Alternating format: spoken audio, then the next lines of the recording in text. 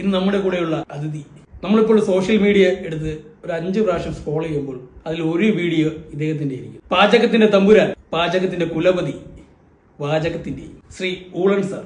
നമസ്കാരം. നമസ്കാരം. സാർ, ഈ തേങ്ങാപ്പാൽ അങ്ങനത്തെ ട്രോളുകളെ സാർ എങ്ങനെയാണ് നോക്കി കാണുന്നത്? ട്രോളൊക്കെ കാണാറുണ്ട് നമ്മള്, പക്ഷേ ട്രോളിന്റെ വഴിക്ക് വിടും. നമ്മള് നമ്മുടെ കരിയറായിട്ട് മുന്നോട്ട് പോകും. ഒരു മിനിറ്റ് ഒന്ന് ഇടപെട്ടോട്ടെ.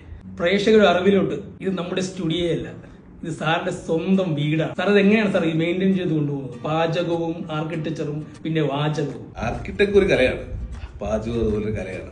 പിന്നെ ഇതിൽ തേങ്ങാപ്പാലൊന്നും പരി ഒഴിച്ചിട്ടില്ല. അയ്യോ,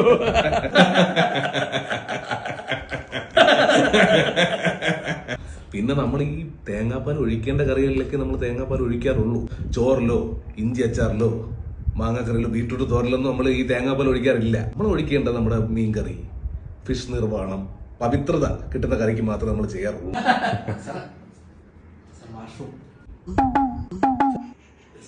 സാറേ, നമ്മുടെ ക്യാമറമാന്റെ അച്ഛനാണ്. പ്രേക്ഷകരുടെ അറിവിലോട്ട് ഒരു ചോദ്യം ചോദിക്കണം സാറിന്റെ. സാർ, ഈ തേങ്ങാപ്പാലിന്റെ ഗുണങ്ങൾ എന്താണ്? അതിന്റെ പ്രോസസിങ്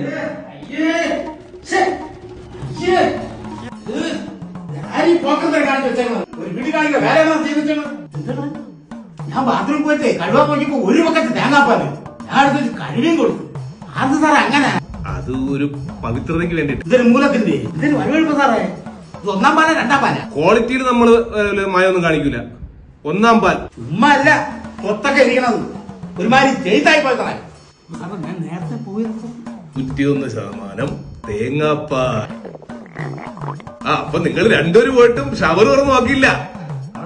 ഒരു ടാങ്ക് തേങ്ങാപ്പാലിനെ ഇവിടെ അടിച്ചിട്ടിരിക്കുന്നത് പവിത്രതയ്ക്ക് വേണ്ടിട്ട്.